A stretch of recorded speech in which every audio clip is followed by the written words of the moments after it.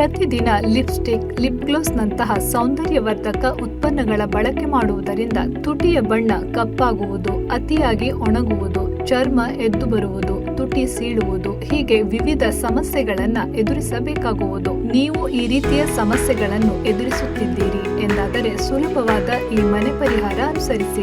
ಅರ್ಧ ಟೀ ಚಮಚ ನಿಂಬು ರಸ, ಅರ್ಧ ಟೀ ಚಮಚ ಜೇನುತುಪ್ಪ ಮತ್ತು ಅರ್ಧ ಟೀ ಚಮಚ ಸಕ್ಕರೆಯನ್ನು ಸೇರಿಸಿ ಮಿಶ್ರಗೊಳಿಸಿ. ನಂತರ ಮಿಶ್ರಣವನ್ನ ತುಟಿಗೆ ಹಚ್ಚಿ 2 ರಿಂದ 5 ನಿಮಿಷಗಳ ಕಾಲ ಮೃದುವಾಗಿ ಮಸಾಜ್ ಮಾಡಿ. ನಂತರ 10 ನಿಮಿಷಗಳ ಕಾಲ ಹಾಗೆ ಆರಲು ಬಿಡಿ.